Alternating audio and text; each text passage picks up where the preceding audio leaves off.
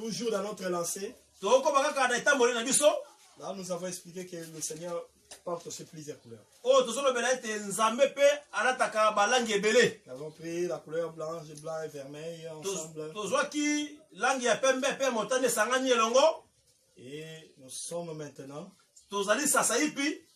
dans la multiplicité des couleurs comme jaspe.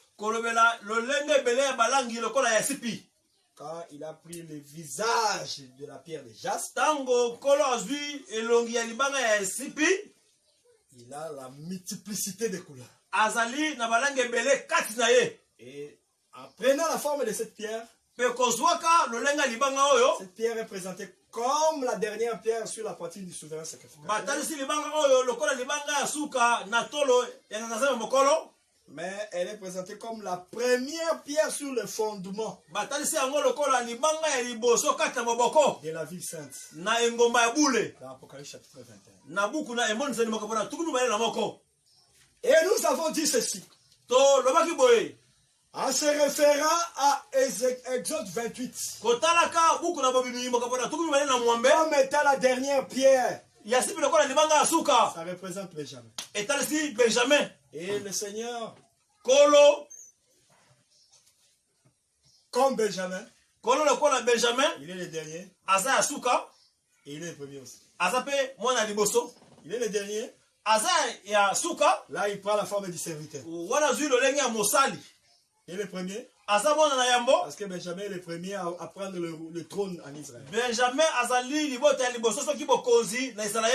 Voilà pourquoi dans Apocalypse 21, cette dernière pierre est présentée comme la première pierre du fondement. Mais nous sommes aujourd'hui en train de parler, ou bien nous voulons parler aujourd'hui de la pierre de Sardoine.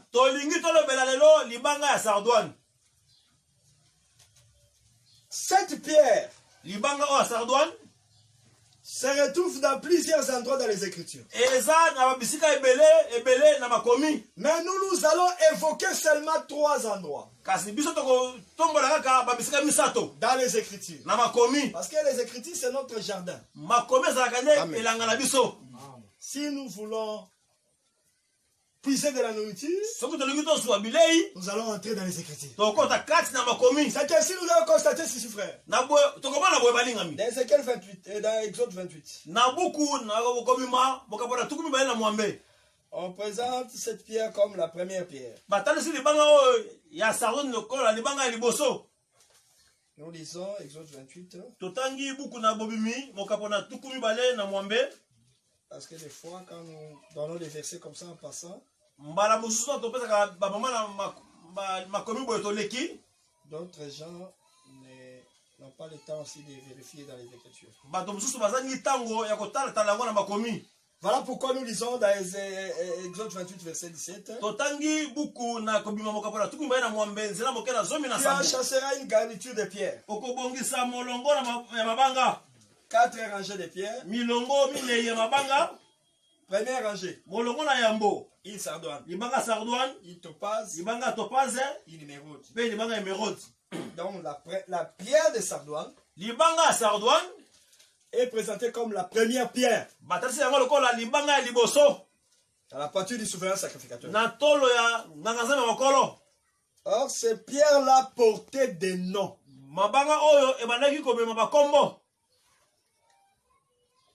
Si nous lisons le verset 21, il y en aura 12. D'après les noms des fils d'Israël, elles seront gravées comme des cachets, chacune avec le nom de l'une des 12 tribus.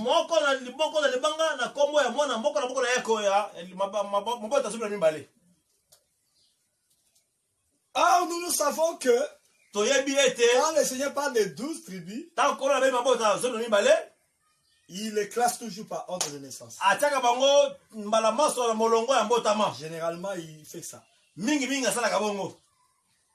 C'est ainsi nous disons que ces pierres-là sur la partie du souverain sacrificateur, on a placé des noms dessus. Représentaient chacun des enfants de Jacob. Et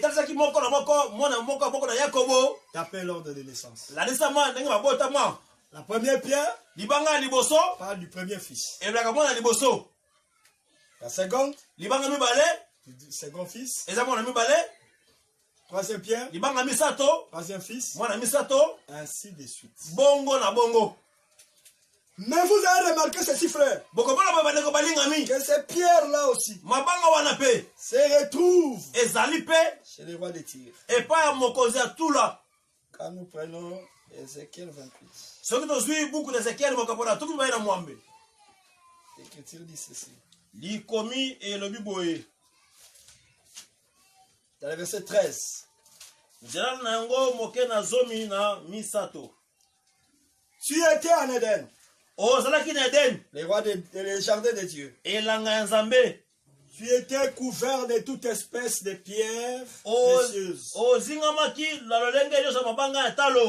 Des sardoines, topaz, diamant, chrysolite, onyx, jaspe, saphir. On commence par la pierre des sardoines. J'ai essayé un peu de comparer les versions, ces mères, Bible de Jérusalem, d'autres versions. On commence toujours par la pierre des sardoines.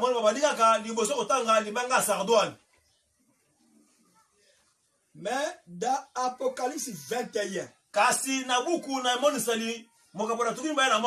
cette pierre n'est pas présentée comme la première. Mais dans Apocalypse 21, elle est présentée comme la cinquième pierre.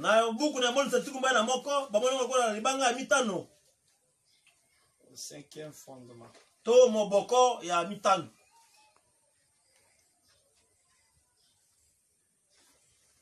Et le sixième plutôt. Le sixième. Nous sommes dans Apocalypse 21, verset 20.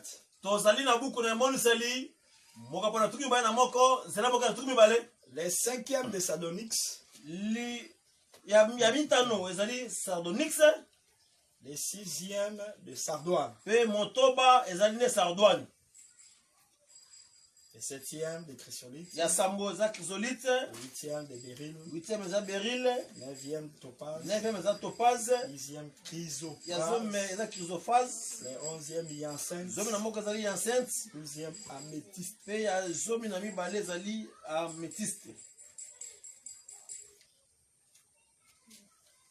Donc, ça, ce sont les 12 pierres qui constituent le fondement de la vie de Jérusalem.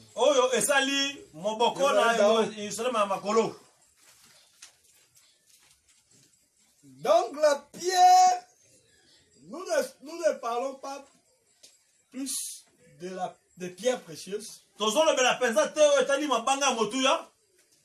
Nous en parlerons au jour du Seigneur. Parce que tu dois savoir que ces pierres-là,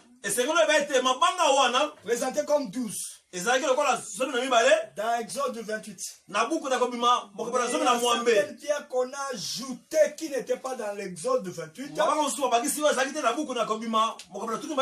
comme hyacinthe par exemple, chalcédoine, chrysoprase. Dans la liste d'Exode 28, c'est ça, ces pierres-là n'existent pas. Mais ça y est dans Apocalypse 21. Comme le béryl aussi.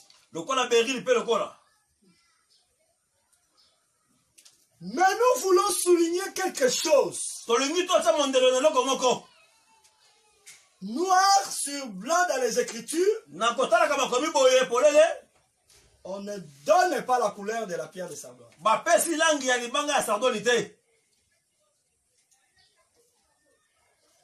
Mais comme nous prêchons aussi, nous utilisons, nous faisons des recherches et des investigations. Parce que quand on dit que les prophètes ont fait des recherches et des investigations, ce n'est pas qu'ils partaient prier sur la montagne, c'est ça la recherche.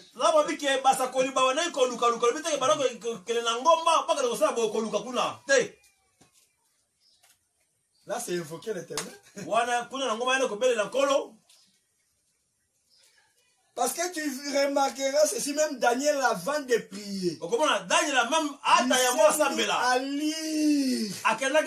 Bien qu'il lisait les prophéties du Seigneur. Donc, il Paul aussi a marché dans ce même esprit. Il lisait les parchemins. Il lisait aussi ce que Moïse avait dit. Et les prophètes. Et nous savons que toutes ces choses-là sont réunies dans la Bible. Mais il y a des ouvrages aussi qui nous facilitent les choses. Comme des dictionnaires bibliques. Des livres historiques. Mais je sais que toutes ces choses-là doivent se cadrer avec les Écritures. Parce qu'on ne peut pas prêcher d'après la concordance. Mais d'après les dictionnaires bibliques. On prend ces choses-là. On les compare avec les autres Écritures. Pour tirer la bonne pensée. Mais remarquez que Sardoine, qui est chez les souverains sacrificateurs. Parce que si tu regardes les souverains sacrificateurs, tu les verras avec la pierre de Sardoine. Et si tu regardes aussi les rois de Tyr, tu les verras avec Sardoine. Parce que l'Écriture dit que le jour où il fut créé, il était couvert de ses pieds. Et tu vas remarquer aussi, chez la prostitution, aussi 17. Aussi des pierres précieuses. Mais attention. Sardoine chez les rois de Tyr n'a pas le même sens que Sardoine chez les souverains. C'est comme Dan et le serpent. C'est différent du serpent ancien. Très important. Amen.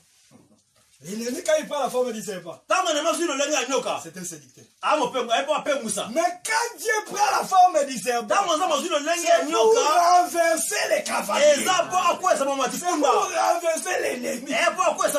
Voilà pourquoi, quand Moïse venait d'Égypte, il était un serpent. Représenté par sa canne là. Mais il était un serpent. Parce qu'il devait renverser Pharaon. Amen. Comme Pharaon était un cavalier. Parce que son cheval c'était tout son armée. Ok. Lui il était le cavalier. Pour le faire tomber, il fallait que Dieu, dans Moïse, prenne la forme du serpent. Voilà pourquoi nous disons, frère, tous tes ennemis, tu vas les vaincre au nom de Jésus. Quelle que soit la forme qu'ils peuvent t'attaquer. Ils viendront par un seul chemin. Ils se disperseront dans plusieurs chemins. Parce que tu y as celui qui est au-dessus de toi. Dans Sardoine, on voit un visage. Selon Apocalypse 4. Celui qui est sur le trône, il prend la pierre de Sardoine. Sardoine a un visage. La Sardoine d'Exode 28 a un visage. Son visage est décrit dans Genèse 49. Comme c'est la première pierre, regardez son visage. Appelons Moïse. Parce qu'il est avec nous dans cette rassemblement. Si tu refuses Moïse dans ton rassemblement, tu auras des problèmes sérieux.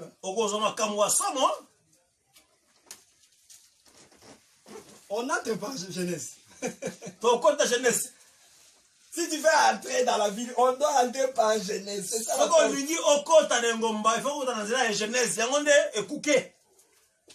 Voilà pourquoi quand Dieu a voulu entrer,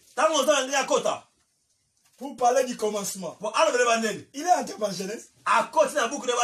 Au commencement. Ebandeli. C'était la parole. Ezaki liloba. Au commencement. Ebandeli. C'est créé les cieux. Samba kelaki makolobe mabele. C'est l'entrée. Eza bokoti. Que la lumière soit. Pour les ala akoti wana. Parce que quand il veut entrer, Tango nzamba linga akota. on la lumière comme son manteau. Azwaka pole lokola kanzu na ye. Et il entre. Pe akoti. Porté par les chérubins. Oyo bakeluba bamemi. Il marche pas à pied. Hein. Atambolaka makolo te. Il est transporté. Bamemaka ye. Ok. Toko. Même quand il est venu chez Abraham, il était Tango transporté. aye pa bref bamemaka komema. Ok. Ok. Voilà pourquoi Abraham ne les a pas vus trop. Hein. Avant matali. Il est transporté. Bamemine komema. Il est là. Ibalaka bamemine komema. Il est seul. Asa amoko kitoko. Amen. Le Trinitaire voit trois dieux. Dieu le Père. Papa. Dieu le Fils et Dieu le Saint-Esprit. Il est seul. Dans plusieurs couleurs. C'est ça. Amen. Ribin. Genèse 49, verset. Beaucoup ne bandeli mokabana tukumine na libwa nzela moke na misato. Ribin. Lubene. Quoi? Yo. Mon premier né. Mwana na ngai liboso. Ma force. Makasi na ngai. Et les prémices de ma vigueur. Mbumana ya mboya konzo na ngai. Supérieur en dignité. Oleki na bokulaka. Et supérieur en puissance. Pe oleki na nguya. Impétueux comme les eaux. Makasi lokola ba mai. Tu n'auras pas la prééminence. Okozwa kibokulu tute. Car tu es monté sur la couche de ton père. Jamio mataki likolo mbeto ba papa na yo. Tu as suivi ma couche en y montant. O komisi mbeto na ngai mbindo na komataka likolo na yango. Je laisse cette partie-là. Natiki ete niwana. Parce que la partie B. Ete na balé ya zela boka na minei. Là, on le fait porter le propre. Balati e boson. Amen. Mais moi, je prends la partie A. Nazu ete ni A ya zela boka na minei. Je laisse tout kumba et verset 3. Pe zela boka na misato. Là, on décrit ce qu'il est. Balobi na bozino oyo lube nazali.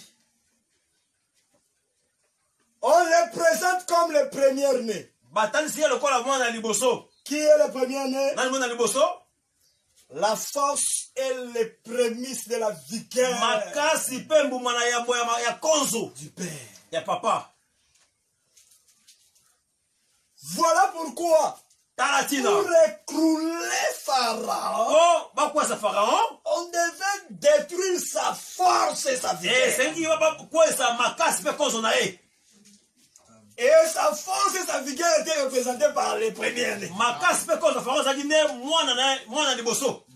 Voilà pourquoi Dieu a frappé les premiers-nés de Pharaon. Le premier-né de ses serviteurs, de ses habitants, et de son chien. Même les chiens égyptiens.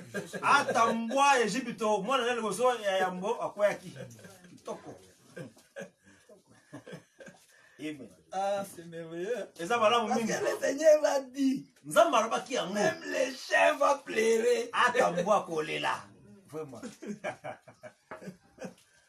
Ah, Dieu de la Bible. Pharaon, c'était l'image du diable. Ses serviteurs, c'est le corps qui se sert. La bête, les faux prophètes. Tout ça, ce sont ses serviteurs. Ils devaient être frappés aussi. Qu'ils soient dépouillés de leur force. Voilà pourquoi quand Paul parle du dépouillement de la force dans Colossiens chapitre 1, il a dit, il a dépouillé les autorités aussi, les principautés. Donc, l'ennemi, pas seulement lui, le numéro 1, le diable, les autorités,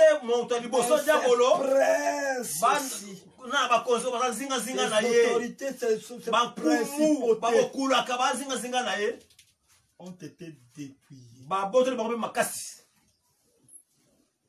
L'Écriture ne dit pas il a dit il les a dépouillés. Parce que s'ils étaient tués, ils n'allaient plus exister. Et nous n'allons pas même pas expérimenter ces dépouillements-là. C'est comme quand Moïse s'est élevé et David s'est élevé au milieu d'Israël. Lui, son problème, c'était de dépouiller Goliath. Et le reste du peuple devait continuer. Mais dans la victoire. Il va prendre l'épée de Goliath. Il était dépouillé déjà. Et si il a besoin de Makas. Et il a cassé sa tête. Fait à Katie moto. Donc sa force était finie. Makas n'a pas fini. Amen l'église. Amen. Ne craignez rien. Comment va-t-il? Parce que le diable est le plus fort. Le Seigneur l'a dépouillé déjà. Sa force c'est sur les nations. Parce que les nations ce sont les eaux sur lesquelles il est assis.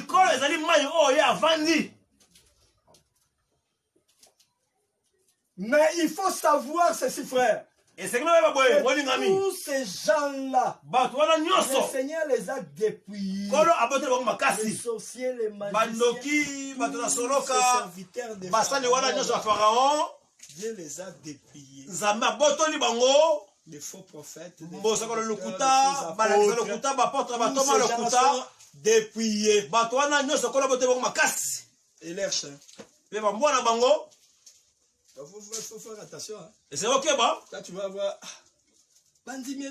Des chiens. Le Seigneur a dit dehors les chiens. Quel chien? Les chiens de l'Égypte. Ils n'ont pas droit au pays.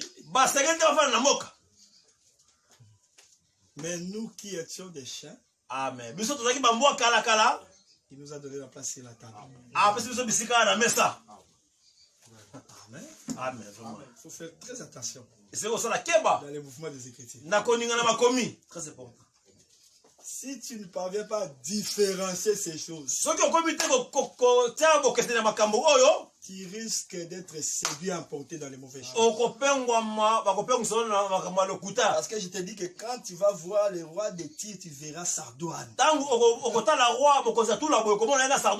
Mais il faut les discerner. Oui, c'est Sardoine. Et dans quel corps?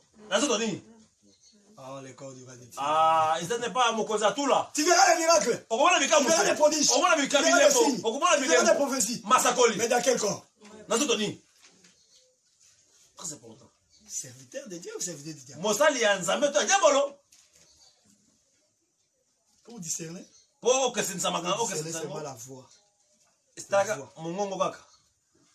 Parce que d'Apocalypse 13 on montre que même quand l'ennemi prend la forme de la bête, il prend la forme de l'agneau. C'est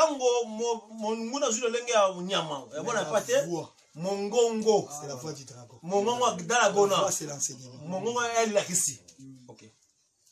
Il fait un miracle. Il fait des prodiges. Il guérit les gens. Il soulage les gens. Il révèle les secrets. Il annonce les choses qui doivent venir. Oui, c'est bien. La matinée d'église. Il chante pour Dieu. Oui, c'est bien. Mais quel est son enseignement? Amen. Il faut faire attention. Et c'est comme ça la keba makas. Enseignement. C'est le point capital. Parce que c'est ce qui fait que nous sommes frères. Amen. Amen. Si on n'a pas les mêmes enseignements, comment dirons-nous que nous sommes frères? Parce que l'enseignement, c'est le sang. On est frères quand on partage le même sang. Comme nous avons porté le sang à Adamie, et tous ceux qui sont sortis d'Adam sont nos frères. Caïn est sorti d'Adam. C'est notre frère. Amen. Tous ceux qui sont sortis d'Adam. Abel, Caïna, Amen. Et les 7 et les autres.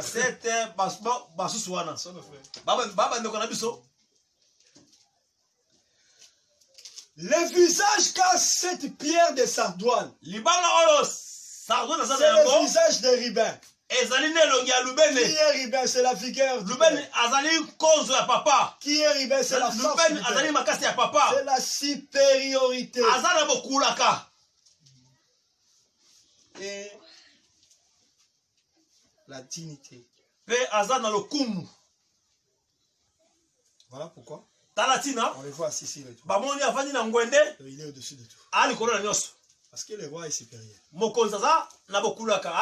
Les rois dans le roi. Je parle d'Israël. Et les nations ont copié ça. Oui, parce que dans leur président, ils les appellent aussi les chefs des armées. Bien qu'ils ne partent pas au combat. Il reste là. Il a des ordres. Parce que le roi doit être un guerrier. Voilà pourquoi, quand le Seigneur se présente comme le roi, il doit être un guerrier. Il doit être supérieur en puissance. Supériorité. Il doit le montrer dans plusieurs places. Il a montré ça à la croix. Il le montrera encore à Armageddon. Il le montrera encore lors du jugement dernier. Parce qu'il prend le diable, il le jette dans le feu, il montre qu'il est supérieur. Et c'est lui qui prend cette couleur-là rouge. Quand il prend la couleur rouge, la pierre des sardoines, c'est un sifflet de ce trône-là où il est assis. Il faut qu'il y ait des tonnerres. Voilà pourquoi la Bible dit ceci. Il y a Apocalypse 4. Sortent les voix, les tonnerres, les éclairs, les voix. Dans Apocalypse 6, on explique les voix. Quand le livre est ouvert, quand il y a l'apparition des chevaux, c'est les voix qui commencent à parler. Quand on a ouvert le premier seau, l'un des êtres vivants me dit, quand cet être parle, il y a les tonnerres. On peut lire ça, hein? Parce que des fois on parle comme ça. Tu peux croire que je suis en train d'inventer.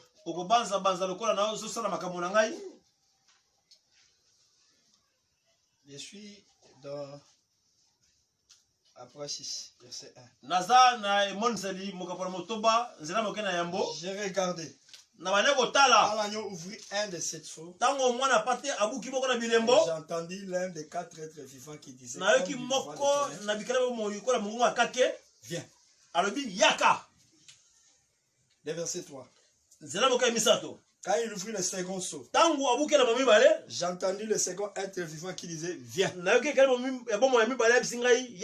Et à la voix du deuxième être vivant. Quand il ouvrit le troisième seau, le troisième être vivant qui disait, viens. Je lis seulement la partie A. Hein, nous sommes au verset 7e. Quand il ouvrit le quatrième seau, j'ai entendu la voix du quatrième être vivant qui disait, viens. Qui sont ces 4 êtres vivants? Toi, tu connais déjà, mais les autres ne connaissent pas. On doit lire pour eux, pour qu'ils puissent bien comprendre. Apocalypse chapitre 4. Verset 7. Le premier être vivant est semblable à un lion. Le second être vivant est semblable à un veau. Le troisième être vivant a la face d'un homme. Le quatrième être vivant est semblable à un aigle qui vole. C'est pas un aigle qui est assis, mais un aigle qui vole. Donc qui est au-dessus de tout. Parce que quand l'aigle vole, il prend la profondeur.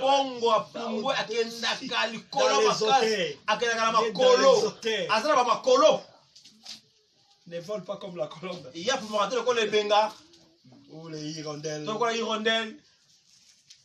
Il prend les auteurs. Donc, le premier être vivant, c'est les lions. Oh, quand les lions parlent, c'est le tonnerre qui se fait.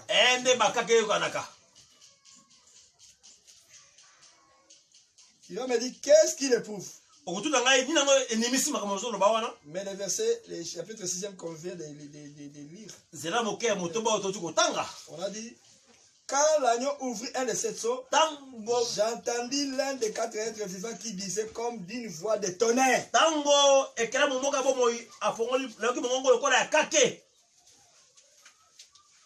Mais l'être vivant ici, c'est le premier.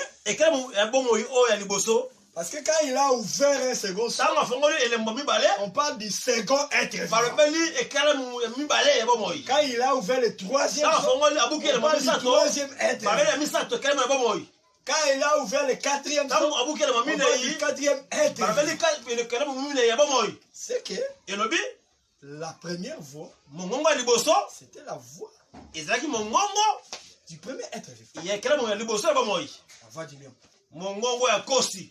Quand on dit, du trône sortent des voix. La voix du lion. La voix du veau. La voix de l'aigle. Et la voix de l'homme. Ainsi que de celui qui est au milieu du trône. L'agneau qui est assis sur le.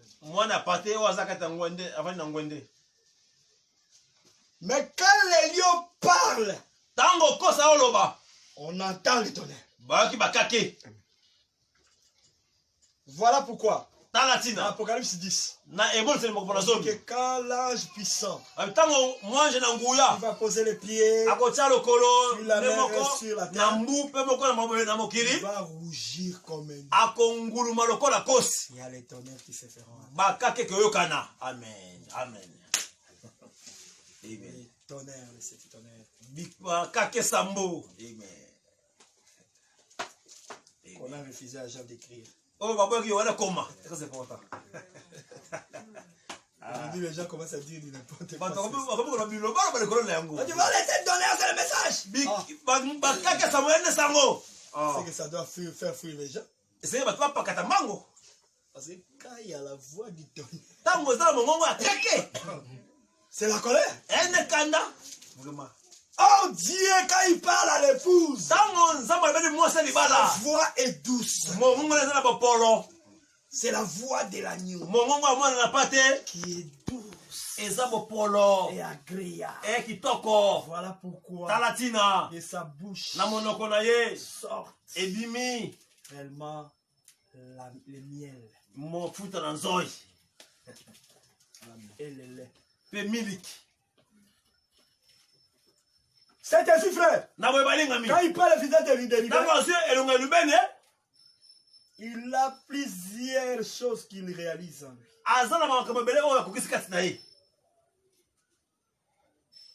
Il se présente comme un Dieu qui doit exercer le jugement.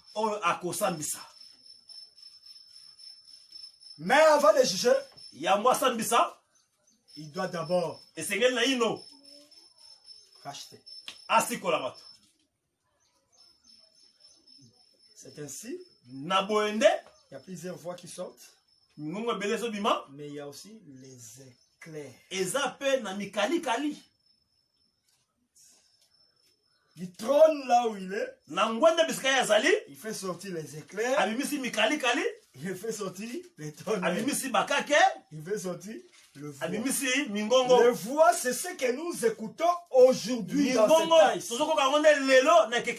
Parce que dans ce temps ici, le temps de l'église, je parle pas de 2000 ans. Temps de l'église, c'est le temps où la voix des êtres vivants se fait entendre.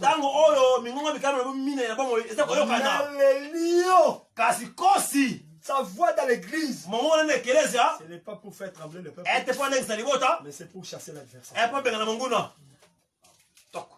Dans l'évangile, il y a la voix du lion, il y a la voix de l'aigle, il y a la voix de l'homme, il y a la voix du fou. On présente le Seigneur dans tous ces différents formes.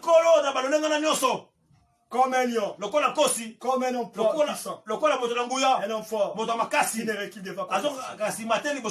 Et comme un lion, on présente la puissance de cet évangile. Parce que Paul dit, cet évangile, c'est une puissance. Parce que ça libère, ça guérit, ça affranchit. Quelle que soit la maladie, avec cet évangile, même si on ne prie pas pour toi, en écoutant seulement, tu peux être aussi délié. Parce que cette parole, frère, c'est cette même parole qui a parlé à la terre afin que les arbres puissent. Et les arbres sont sortis par cette même parole. Ce que Dieu a destiné pour toi, tu vas vivre ça au nom de Jésus. Quelles que soient les barrières de ce monde, ils peuvent rien contre toi. Voilà pourquoi il a dit à l'église. Toi l'église, les portes de la mort et du séjour de mort ne préfondons pas sur toi. Mais c'est étonnant d'entendre d'autres gens dire l'église était tombée. Oui, c'est votre église. Mais l'église de Jésus. Le Seigneur est assis sur le trône de l'église. Le visage des il est supérieur. Il est roi. Il est puissant. Donc, cette église prend aussi cette forme. Mais l'ennemi, quand il prend sa doigt, l'ennemi, son désir aussi, c'est d'être le premier. Donc quand il prend sa doigt, il veut être le premier. Au-dessus de tout. Il le manifestera après notre départ. Quand nous partirons, l'ennemi apparaîtra avec la pierre de Sardoine. Il sera supérieur. Toute la terre sera sous sa domination. Les peuples de toute langue, toute tribu, sous ses pieds. Il sera supérieur en puissance par rapport aux habitants de la terre. Voilà pourquoi on dit tout celui-là qui s'opposera contre lui sera tué. Son pouvoir sera seulement sur la chaîne, mais pas sur l'âme. Le pouvoir de Dieu sur la chair et sur l'âme. Donc il te détruit par ta chair. Il prend ton âme, il te jette dans le feu. Mais l'ennemi a le pouvoir seulement de tuer la chair, mais il n'a pas le pouvoir de toucher notre âme. Il n'a pas ce pouvoir. Donc il va prendre cette forme-là de la pierre de Sardoine après notre départ. Voilà pourquoi, quand Jean le voit, dans Apocalypse 12, il le voit en habit rouge. C'est la forme de la pierre de Sardoine. Rouge. C'est cette forme que les dragons vont prendre. Après notre départ. Il va dominer toute la terre. Il va mettre la terre sous ses pieds. Et vous allez remarquer que cet esprit agit même aujourd'hui, frère. Parce que le mystère de l'iniquité agit. Il y a d'autres gens qui veulent toujours dominer les autres. Marcher sur les autres. Ça, c'est que l'esprit. Ça donne dans les corps du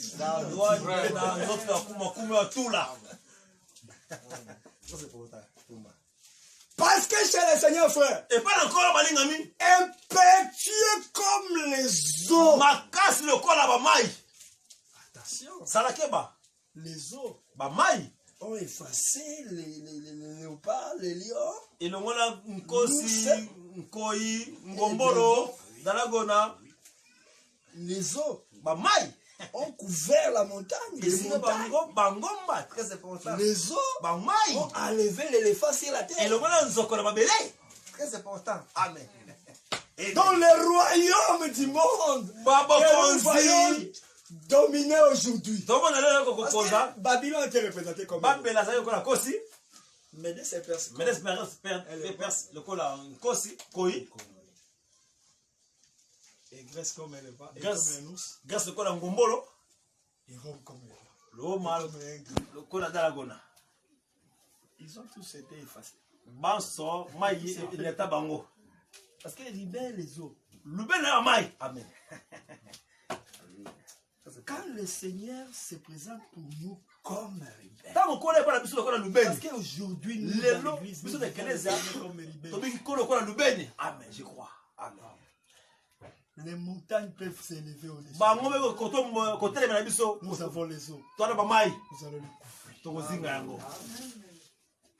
Voilà pourquoi il pouvait dire à Zorobabel, qui es-tu grand montagne? Tu seras aplani. Les eaux vont te couvrir.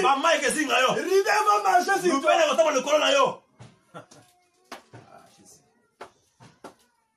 Quels que soient les problèmes, les difficultés, les obstacles, tu as Sardone avec toi. Tu vas les couvrir. Et ces royaumes du monde, nous sommes restés au temps de l'avant-dernière montagne.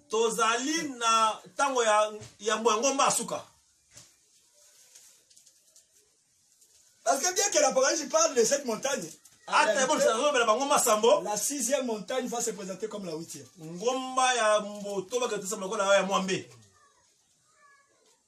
Là, tu es perdu. C'est mon 6e montagne. Je parle de 7 rois. 17 on présente. Constituée, elle est assise sur 7 montagnes. La Bible explique que ces 7 montagnes sont 7 rois. Ces royaumes en commençant par l'Égypte. La Syrie, Babylone, Médès et Perse, Grèce et Rome.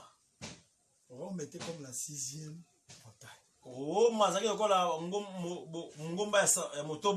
7e montagne, c'est les États-Unis. Parce que nous sommes maintenant avec la 7e montagne. Mais cette 7e montagne va tomber aussi. Ce qui était comme la 6e montagne là va réapparaître comme 8e. Voilà pourquoi la Bible dit cette bête qui était, qui n'est plus, va réapparaître. Il sera comme 8e roi. Il est du nombre de 7. Donc quand on a compté cette montagne, il était là. Mais il a disparu. L'Empire romain a disparu. Ça va réapparaître. Il faut faire attention avec les diables. Et comme ça, il fait aussi. Il attaque. À un certain moment, il croit que c'est fini. Il entre dans la distraction. Il des prières, c'est fini. Il ne prie plus. Il fait manger. Ces derniers temps, j'ai pris le problème. Manger, boire. Et tu fais des prières, seulement des salutations. Bonjour et bonsoir le Seigneur Jésus. Bonsoir Koloesu. Vous avez dit le matin, très tôt le matin, tu es progressé. Seigneur, je t'ai béni.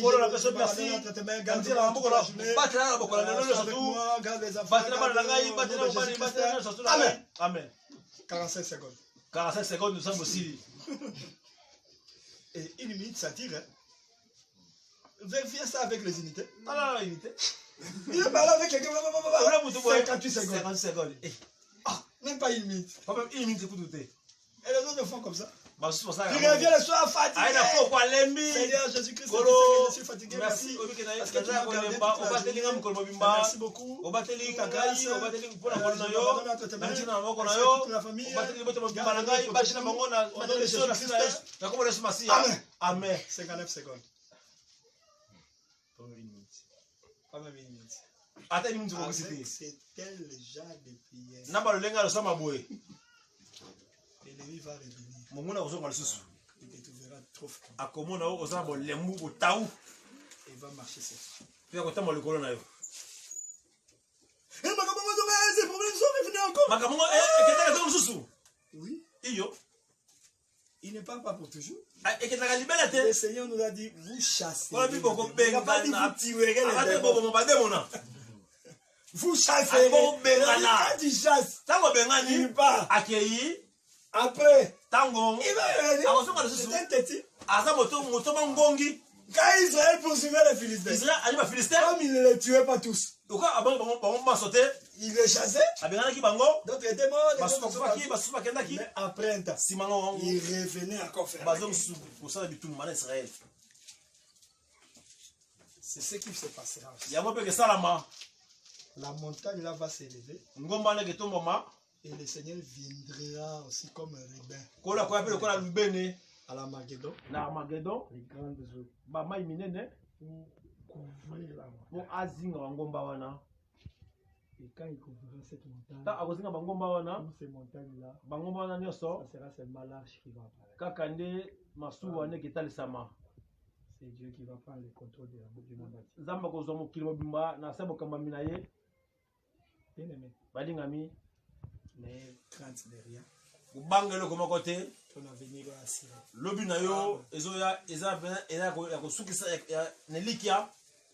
Même si l'ennemi s'élève comment, mais ta fin sera glorieuse. Parce qu'il y a d'autres gens qui se posent la question. Nous sommes déjà en train de conclure pour aujourd'hui. Saluons tous les saints. Il nous manque de faire Romains 16. C'est-à-dire citer des noms. Oui, quand on cite des noms, là c'est Romains 16. C'est ce que Paul a fait dans Romains 16. Il a cité les noms, il saluait les gens. Il a cité leurs noms. Oui. Et ça nous manque aujourd'hui. Je le ferai le dimanche prochain si Dieu le fait. Mais pour conclure aujourd'hui, je voudrais que tu sois assuré, frère. Sœur bien-aimé, que ton avenir est meilleur. Amen. Que ce soit dans ce siècle. Amen. Tout ce que tu traverses comme temps difficile passera. Et la gloire de Dieu sera manifestée parce que tu seras un témoignage vivant que Jésus-Christ agit, que Jésus-Christ est grand, que Jésus-Christ est redoutable, c'est glorieux, il est puissant. Que Dieu vous bénisse.